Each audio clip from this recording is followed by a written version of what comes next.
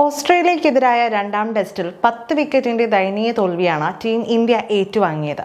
അഡ്ലൈഡിൽ നടന്ന day night മത്സരത്തിൽ വിജയിച്ചതോടെ പരമ്പരയിൽ ഒപ്പമെത്താനും ഓസ്ട്രേലിയയ്ക്കായി.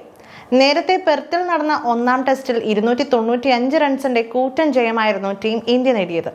അതേസമയം ബാറ്റിംഗിലും ബൗളിംഗിലും ദയനീയമായ പ്രകടനമായിരുന്നു അഡ്ലൈഡ് ടെസ്റ്റിൽ ഇന്ത്യയുടേത്. രോഹിത് ശർമ്മയും വിരാട് കോഹ്ലിയും അടക്കമുള്ള താരങ്ങൾ ഈ കളിയിൽ ഫ്ലോപ്പായി. ഈ മാസം 14 മുതൽ ബ്രിസ്ബെയിനിലാണ് പരമ്പരയിലെ മൂന്നാം ടെസ്റ്റ് നടക്കുന്നത്. ഈ കളിയിൽ ശക്തമായ തിരിച്ചുവരവാണ് ടീം ഇന്ത്യ ലക്ഷ്യം വെക്കുന്നത്. രണ്ടാം ടെസ്റ്റിൽ കളിച്ച ടീമിൽ ചില മാറ്റങ്ങളുമായാകും ഇന്ത്യ ഈ മത്സരത്തിൽ കളിക്കുക എന്ന കാര്യവും ഉറപ്പാണ്. നിലവിലെ സാഹചര്യത്തിൽ പരിശോധിക്കുമ്പോൾ ഓസ്ട്രേലിയക്കെതിരായ മൂന്നാം ടെസ്റ്റിൽ ഇന്ത്യയുടെ പ്ലേയിങ് 11-ൽ വരാൻ സാധ്യതയുള്ള മാറ്റങ്ങളും ടീമിന്റെ ഏറ്റവും മികച്ച സാധ്യത പ്ലേയിങ് 11-ഉം നോക്കാം. സീനിയർ പേസർ മുഹമ്മദ് ഷമി മൂന്നാം ടെസ്റ്റിൽ സെലക്ഷന് ലഭ്യമാകുമെന്ന പ്രതീക്ഷയിലാണ് ഇന്ത്യ. ഫിറ്റ്നസ് ക്ലിയറൻസ് ലഭിച്ചാൽ അദ്ദേഹം ഓസ്ട്രേലിയയിലേക്ക് പറക്കുകയും മൂന്നാം ടെസ്റ്റിൽ കളിക്കുകയും ചെയ്യും. ഷമിയുടെ തിരിച്ചുവരവ് ഇന്ത്യയുടെ ബൗളിംഗ് കരുത്ത് വർദ്ധിപ്പിക്കും.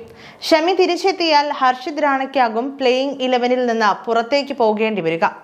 ആദ്യ 2 ടെസ്റ്റുകളിലും ഇന്ത്യയുടെ പ്ലേയിങ് 11-ൽ ഉണ്ടായിരുന്ന ഹർഷിത് റാണ അഡ്ലൈഡ് ടെസ്റ്റിൽ നിരാശപ്പെടുത്തിയിരുന്നു. ഷമി അഥവാ സെലക്ഷന് ലഭ്യമല്ലെങ്കിൽ ഹർഷിത് റാണയ്ക്ക് പകരം ആകാശ് ദീപ് പേസ് നിരയിൽ എത്തിയേക്കും. മൂന്നാം ടെസ്റ്റിൽ ഇന്ത്യൻ ടീമിൽ വരാൻ സാധ്യതയുള്ള മറ്റൊരു മാറ്റം സ്പിൻ നിരയിലാണ്. സീനിയർ താരം ആർ അശ്വിൻ ആയിരുന്നു ഡേ നൈറ്റ് ടെസ്റ്റിൽ ഇന്ത്യയുടെ പ്ലേയിങ് 11-ലെ ഏക സ്പിന്നർ. എന്നാൽ പ്രതീക്ഷിച്ച പ്രകടനം ഈ കളിയിൽ പുറത്തെടുക്കാൻ താരത്തിന് കഴിഞ്ഞില്ല.